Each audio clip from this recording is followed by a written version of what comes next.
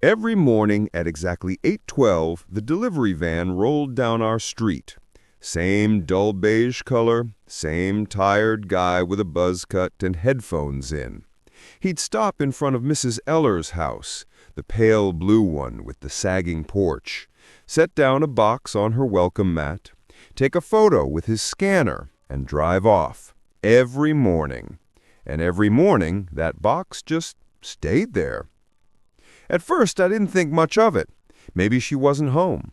Maybe she was one of those old ladies who never checks the front door because she uses the side entrance. But by the end of the week, the boxes had stacked up. 4 of them, then 5. Rain soaked the cardboard, darkened it to an ugly brown, the corners swelling like wet bread. Still, nobody opened the door. I'd seen her only once since moving in. A thin woman, maybe late 50s, with hair that looked like she cut it herself. She waved from her porch when I moved my stuff in, then disappeared behind the lace curtains. My mom said she kept to herself. Widow, maybe, she guessed. Or sick. Folks like that just fade into the wallpaper after a while. But something about the packages started getting under my skin. Every morning I'd make coffee, open my blinds, and there they were, like little markers of silence. On Thursday, I saw the delivery guy hesitate. He looked at the pile, scratched his head, then shrugged and added another one on top. I could swear I saw his lips move like he muttered, "Still no one?" That night I couldn't sleep. The air felt heavy, and the hum of the streetlights buzzed through my half-open window. Around 2 a.m., I went to get a glass of water, and for some reason I looked outside. Her porch light was on. Just the light. No movement, no shadow. But the boxes were gone. The next morning, they were back. Same ones, same positions.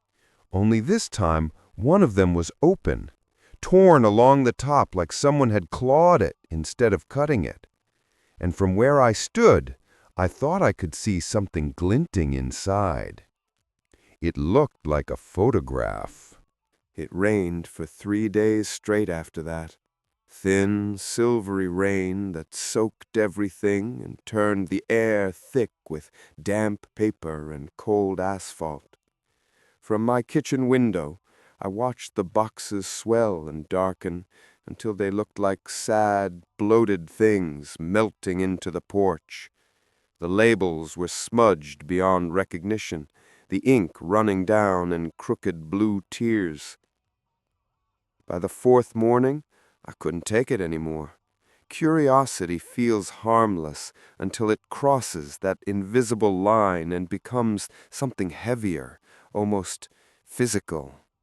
That morning it was sitting in my chest, pressing down. I pulled on my raincoat and crossed the street barefoot just to see them up close. The closer I got, the stronger the smell became. Not just wet cardboard, but something metallic underneath, sharp and sweet at the same time, like pennies and spoiled fruit. One of the boxes had split open at the corner. I crouched down, trying to peek inside without touching it. There was a plastic envelope stuffed with newspapers, yellowed and stiff. On top of it sat a small sealed letter. No name, no address, just an old-fashioned red wax seal, cracked like dry skin. For a second, I thought I saw movement behind the lace curtains of her window. The fabric stirred barely, as if someone's hand had brushed it. I froze.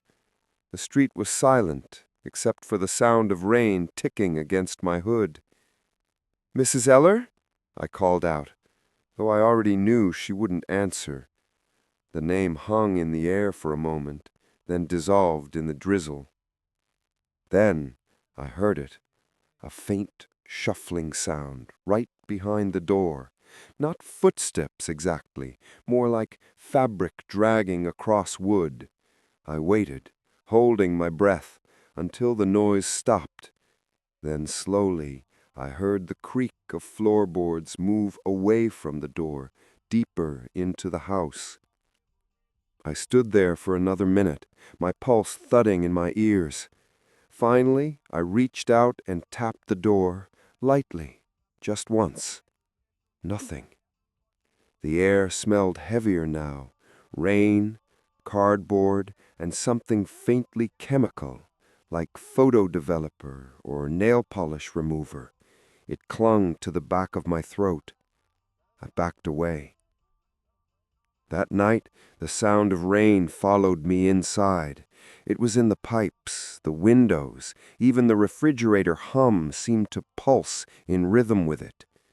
Around 1:30 a.m., I got up to pour myself a drink and saw the glow of the neighbor's porch light again, flickering, weak, like it was about to die. But this time, there was a new box, fresh, clean cardboard, still crisp at the edges. The courier had come after dark. I tried to go back to bed, but the smell, that same metallic sweetness, seemed to seep through my walls. I pressed my pillow over my face, but I swear I could still taste it. In the morning, I checked again. The wax-sealed envelope was gone. So was the torn box I'd peeked into. Only 3 boxes remained on the porch now. The new one on top, perfectly dry, sitting like a fresh scab over something festering beneath. And when I looked closer through my kitchen window, I noticed something written in the condensation of my side of the glass. Just a few words, drawn by a finger. Don't open it. I started waiting for the delivery van without realizing it. Every morning, around 8, I'd stand by the window with my mug, pretending to scroll through my phone, but really I was watching the street, waiting for that quiet hum of the engine and the squeak of wet tires. That Monday, a different van showed up. Not beige, but white. Cleaner, newer. And the guy driving wasn't the usual one.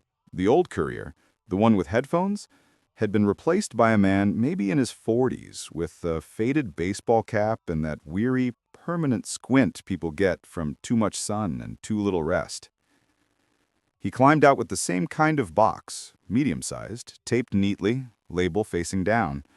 But before setting it on the porch, he just stood there for a moment, staring at the stack like it made him uneasy.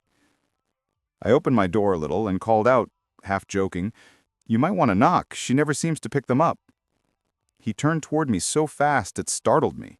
His eyes, pale gray, almost colorless, locked onto mine, and for a second I regretted saying anything. Then he walked halfway across the street, lowering his voice like we were sharing a secret. "You live right there?" he asked. I nodded. He hesitated. "You seen her lately?" "No, not since I moved in. A few months ago." He looked back at the porch. The rain had stopped, and the air smelled faintly of mud and wet leaves. "She signs for them, you know," he said. That made me laugh. "What?" "I drop these off, scan the label, and a signature pops up on my screen. Her signature, every time." I didn't know what to say. Maybe someone forged it? Maybe the system's bugged? He just shook his head. "Nah. It's digital. You can't fake that kind of verification. The timestamp matches every delivery." Then, quieter. "They told me the last guy quit without notice. Just stopped showing up. No word, no phone call. He lived 2 towns over. Didn't even come to get his last paycheck." A chill ran down my neck, even though the sun had come out. He dropped the new box on top of the others, took a quick photo, and climbed back into his van. Before driving off, he rolled down his window and said, almost like a warning, "You shouldn't be watching that house too close, miss. Some things, they notice when you notice them." Then he drove away. That night, I couldn't stop thinking about what he said. I kept glancing at the porch from my living room, half expecting to see her step outside at last, some frail old lady just late on her mail. But no one came. Around 9 p.m., I saw the reflection of movement in my TV screen, a brief flicker behind the window. I turned. The porch light was glowing again, steady this time, and under it stood a figure, thin, still, facing the street. From that distance, I couldn't see her face, just the outline of her body, hands clasped in front of her. The rain started again, drumming against my window. She didn't move. I blinked once, twice, and she was gone.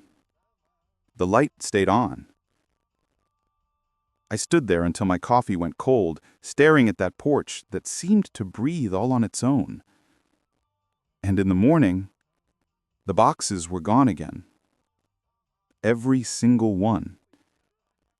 Except the newest one. It was still there, sitting, alone, in the middle of the porch like something left behind on purpose. And for the first time, I realized the label had changed. It wasn't addressed to Mrs. Eller. It was addressed to me. I told myself not to touch it. I really did. The package with my name sat across the street for 2 days, like some animal crouched in the rain, waiting to be noticed. I could see the label clearly now through my kitchen window. My full name, spelled perfectly, the ink slightly smudged where it had absorbed the drizzle. No sender, no barcode. Just that impossible fact. It was meant for me. On the second night, I started hearing it. At first I thought it was pipes. Old houses make noise, right? But this was different. A slow, rhythmic tapping coming from the wall that separated my bedroom from hers. 3 taps, a pause, then 2, like someone knocking from the other side of a dream. It stopped when I turned on the light. Always.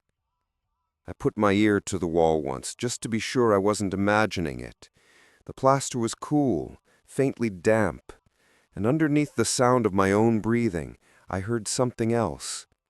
A whisper. Not words exactly, but the shape of them, like a mouth moving just behind the drywall. That night, I didn't sleep. Every creak in the floorboards sounded like footsteps from the other side. At some point around 4 a.m., I smelled it again, that faint chemical tang from the boxes, metallic and sour, like wet film paper. It was in the air, seeping through the vents. I grabbed my phone and went to the living room couch. Just until sunrise, I told myself. But when I sat down, the tapping came again. This time, not from the wall, from inside the house. 5 soft knocks from the hallway, slow and deliberate. When I finally gathered the courage to peek around the corner, there was nothing. Just the pale light of the street lamp filtering through the blinds, slicing the darkness into narrow lines across my floor. I stared at the door, and that's when I saw it. A shadow on the other side, perfectly still, the shape of a woman's head tilted slightly, as if listening. I didn't move. I didn't even breathe. After what felt like forever, the shadow turned away, and I heard the faintest scrape, like cardboard sliding across wood, followed by the whisper again, but clearer this time. Don't make me wait. By morning, the tapping was gone. The house felt empty again, hollow in that too quiet way old homes do after something's been inside them. The package was still on the porch, but now there was a new one beside it, smaller, tightly sealed, both addressed to me. By the third morning, I couldn't take it anymore. The 2 boxes sat there like twin teeth jutting out of the porch. Wrong, foreign, mine. Every time I looked through the window, it felt like they were looking back. I told myself it would be better to just open one, see what it was and get it over with. Maybe some mix-up with the courier company, a clerical glitch. Maybe they really were meant for me. Anything was better than not knowing. So that afternoon, I crossed the street with my hands shoved deep into my coat pockets, trying to look casual, even though my heart was pounding so hard it made my throat ache. Up close, I noticed the larger box had been resealed, not with standard tape, but with strips of thin black plastic, almost like old photographic film. The smaller one was perfectly neat, edges sharp, label clean. My name again. My handwriting, or something that looked like it. I picked the smaller one. It was lighter than I expected. Cold, too, even in the mild autumn air. The tape peeled off in one smooth pull. No tearing sound, just a slick whisper, like skin separating from skin. Inside was a single stack of glossy paper wrapped in plastic. For a second, I thought it was a calendar or some promotional printout. Then I saw the first photo. It was me, sleeping. The picture was taken from outside my bedroom window, the angle unmistakable. My hair spread across the pillow, my lamp off, the thin line of light from the street cutting across my blanket. The next one was me again, but closer, as if whoever took it had leaned against the glass. You could see my eyelashes, the reflection of the curtain's pattern in the pane. I dropped the stack on the porch. The photos spilled across the wood, sticking slightly where the rain had soaked in. Every shot was me, in bed, brushing my hair in the bathroom, sitting at the kitchen table with my laptop. All taken from outside. The last photo made my stomach twist, a blurry, half-lit image of me standing in the doorway of my living room, holding my phone up like I was taking a picture of something. Only the window behind me showed a reflection, a woman standing just over my shoulder, her face pale and warped by the glass. I ran inside, locked the door, and threw the bolt. My hands were shaking so badly I could barely hold the phone to dial 911. But halfway through punching the numbers, I stopped. What was I going to say? That I opened mail that wasn't really mine? That someone had taken pictures of me? I didn't even know when or how. And then I noticed something else. The faint chemical smell was stronger now, coming from my hallway. I followed it, heart thudding, until I reached the door to the spare room, the one I never used. The smell was thick there, sweet and metallic. I reached for the knob, cold, sticky, and then I heard it again. A whisper from inside. Not words this time, just a low, breathy sound, like someone exhaling against the door. That's when my phone buzzed. A text, unknown number. It said, "You shouldn't have opened it. I wasn't finished." I lasted one more night, barely. Every sound in my house felt amplified. The ticking of the pipes, the hum of the fridge, even my own heartbeat. I left all the lights on, sat on the couch with my shoes still on, waiting for morning. The photos were spread across the table in front of me, still damp at the edges, curling as they dried. I couldn't throw them away. It felt like they'd find their way back if I tried. When the sun finally rose, pale and uncertain, I knew what I was going to do. I couldn't keep pretending there was some logical explanation. I needed to see what was inside that house. The front door of Mrs. Eller's place wasn't locked. It didn't even creak when I pushed it open, just gave way, like it had been waiting for me. The smell hit first. Not rot exactly, more like old paper soaked in something sweet, almost floral. Inside, the air felt heavy, thick with dust that caught in my throat. "Hello?" I called softly. No answer. The living room was full of boxes, dozens of them, not stacked neatly, just scattered across the floor, all the same size, all with my name written on the labels. Some had been opened, others sealed again with that strange black film tape. The walls were bare, except for one thing: a framed photograph of the porch, taken from the exact spot where I usually stood at my kitchen window. I stepped closer. The date printed at the bottom corner read "last week." In the next room, a single light bulb hung from the ceiling, buzzing faintly. There was a table beneath it, and on that table, a camera. Old, bulky, still dripping with chemical residue, the same smell I'd followed in my own house. Something rustled upstairs, a soft shuffle like bare feet on wood. "Mrs. Eller?" My voice cracked when I said it. Silence. Then, a slow creak right above me.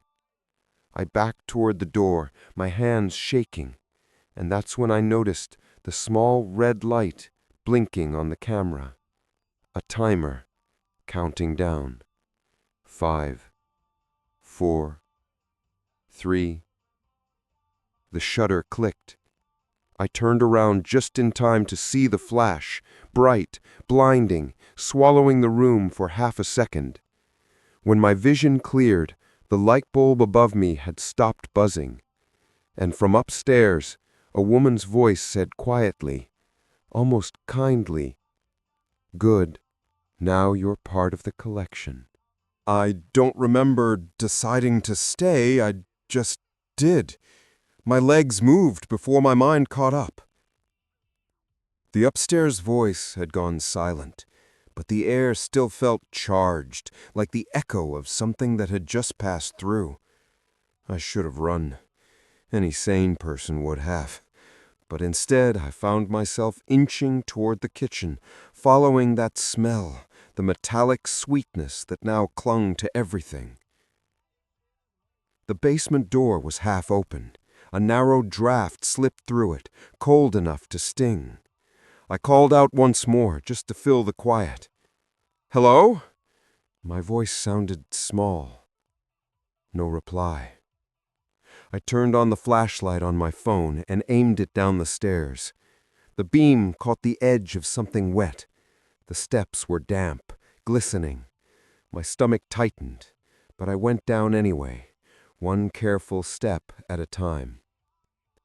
Halfway down, the smell hit stronger, sharp like developer fluid, but underneath it something faintly organic like copper and mildew.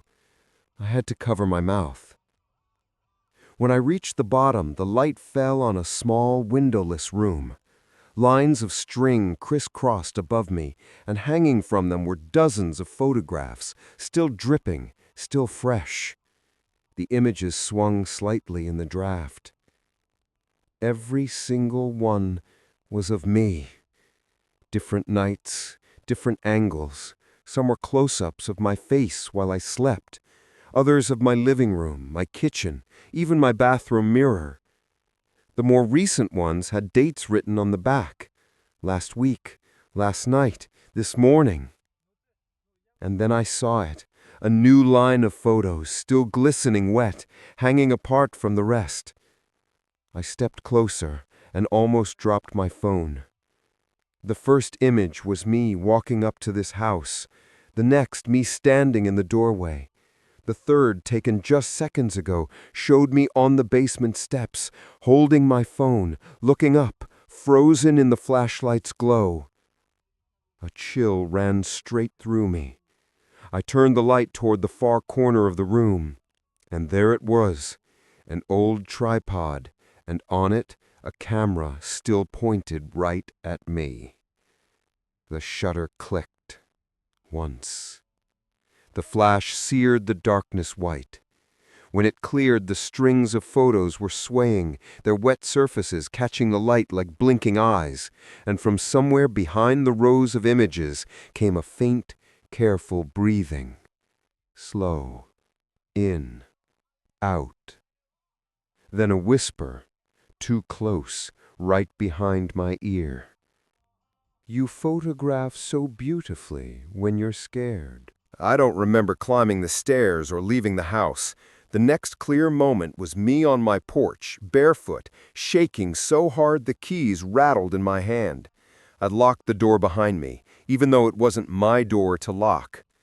Then I called the police. 2 officers showed up 20 minutes later. One young and nervous, the other older, carrying the kind of boredom that comes from too many false alarms. They took my statement, nodding politely while their eyes drifted toward the quiet house across the street. When I said the name Mrs. Eller, the older one paused. "You sure about that?" "That's what the mail says," I said. "Why?" He exchanged a look with the rookie. "That house has been vacant for a while now, belonged to an estate. No one's lived there since 2019. The words didn't make sense at first. "But I've seen her." He cut me off gently. "No, you haven't." They agreed to check the property. I watched from my porch as the younger cop crossed the street, flashlight in hand, calling out as he entered. The other stayed with me, asking small procedural questions, how long I'd noticed the packages, whether anyone else might have access to my property, whether I'd spoken to the delivery company. When I mentioned the courier, the second man, the one who'd warned me, the officer frowned and pulled out his phone. "You got a name?" "No, just the van." He made a few calls, murmuring into the receiver. Then his expression changed, tightening slightly. "Ma'am, you said this was last Monday?" "Yeah." He nodded slowly. "Because the route for this area was reassigned 3 weeks ago. The last driver," he glanced at his notes, "Michael Thurman, went missing. Van found abandoned off Route 17. No sign of him since." I felt the world tilt. Then who was delivering those packages? Before he could answer, the rookie's voice came through the radio, tense and small. Sarge, you're gonna want to see this." They crossed back together, the younger man pale under the porch light. He whispered something to his partner, who looked at me once, then back at the house. "What did you find?" I asked. The older officer hesitated. "Basement full of photographs, all of you, thousands of them. Looks like someone's been watching for a long time." He glanced toward the dark windows. "And one more thing. There's a camera down there, still warm. Timer's running." I swallowed hard. "Running for what?" He looked at me for a long moment before answering. "Looks like a countdown." Just then, a soft flash lit the inside of my own house, a pulse of white through the blinds, too quick to be lightning. The younger officer drew his weapon. "Ma'am," the older one said quietly, "please step away from your windows." And that's when I heard it again, the click of a shutter. This time, from behind me. After the flash, everything dissolved into noise. Radios crackling, footsteps on gravel, the younger officer shouting, "Clear!" as if that word could mean safety. It didn't. Not here. Not anymore. They swept through my house, every room, every closet. Nothing. No intruder, no sign of forced entry. Just that smell again, faint and sour, lingering in the air like a ghost of chemicals and rain. When they left, they promised to secure the area and file a report. I don't know which sounded emptier. The older one handed me his card, told me not to stay alone that night. I nodded, but I already knew I wasn't leaving. I couldn't. It felt like if I left, something would move in behind me. The silence after they drove off was worse than before. Around midnight, I made tea just for the noise of boiling water. I sat at the kitchen table, staring at the edge of the blinds, half expecting another flash. Nothing came. The clock ticked past 1, then 2. I almost convinced myself it was over, until I went to check my mail. The box was empty except for one envelope, plain, white, no stamp. My name written in blue ink that looked freshly smeared. I carried it back inside with shaking hands and tore it open. Inside was a single photograph. At first glance, it looked like one of the same series, me standing on the porch of Mrs. Eller's house holding a box. Only this one was different. It wasn't one of the photos I'd seen in the basement. It was new. I was wearing the same clothes I had on right now, the oversized sweater, the flannel pants. Even the chipped mug on the porch railing was still in my hand. It was a picture of this exact moment. I stared at it until I realized something else. There was movement in the background. Behind me, through the window of my own living room, the faint outline of a figure. A woman's face reflected perfectly in the glass. She was smiling. My heartbeat turned into white noise. I dropped the photo on the counter, but when it hit, something slid out from behind it, another one, smaller, like a Polaroid. That one froze me cold. It was a close-up. Me standing at the mailbox, holding the envelope, the one I was holding right now. The photo had been taken from inside my house. I turned slowly toward the hallway. The smell was stronger now, the air thick with it, metallic and sharp. Somewhere deep in the walls came a soft sound, like fingers brushing wallpaper, a dragging touch tracing along the inside of the drywall. Then a whisper, faint and familiar. Almost finished. The whisper didn't stop after that night. It followed me through every room, soft, patient, never angry, just present, like someone humming to themselves while waiting for me to catch up. I didn't sleep, couldn't. I sat by the kitchen table, every light on, the photo still lying where I dropped it. My hands left faint sweat marks on the wood. The clock ticked toward dawn, but the darkness outside never seemed to thin. It felt like the night was holding its breath. At 8:12 exactly, the time the delivery van always came, a shadow passed across the window. Then the sound, tires on wet pavement, a door slamming shut. I froze. Through the glass, I saw a familiar figure step out of a van. Not the older courier this time.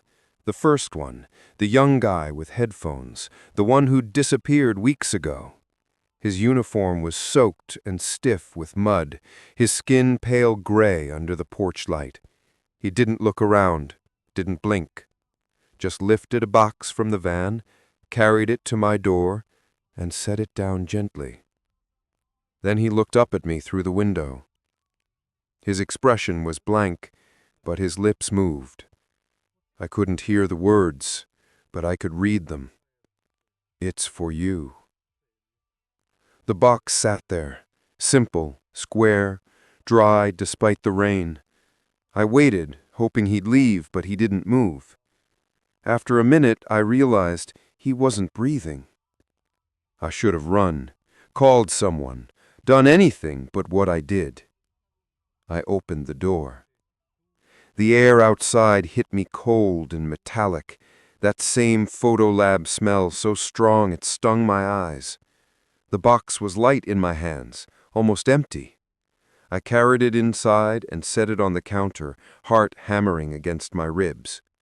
No label this time, no tape, just a flap folded neatly, like it was expecting to be opened.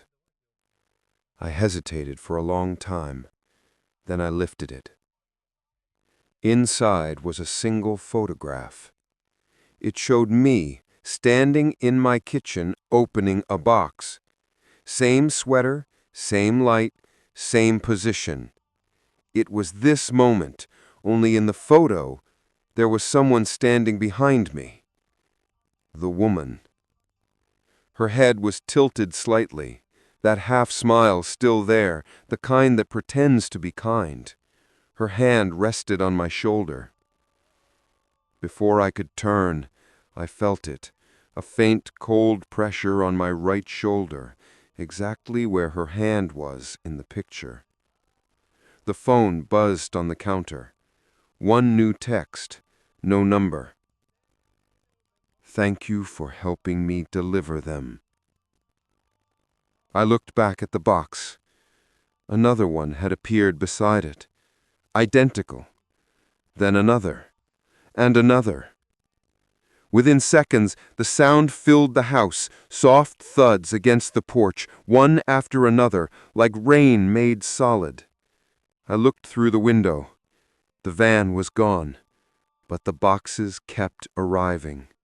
Dozens, then hundreds, each one sliding silently into place, each one stamped with the same name, mine. The porch disappeared under the weight of them. The glass trembled. I reached for the camera on the counter. I don't even remember owning one, and without thinking, raised it. My hands moved on their own, steady now. My finger pressed the shutter. The flash went off. And somewhere behind me, a voice whispered softly, almost proud, "Perfect. You're learning." That was 3 weeks ago. The boxes don't stop now. They never will. But sometimes, when I stand by the window in the morning light, I think I see her, across the street, on that same porch. A new neighbor moving in, and I wonder how long before she starts hearing the tapping, before the first box arrives, and before she opens it, thinking it's just a delivery.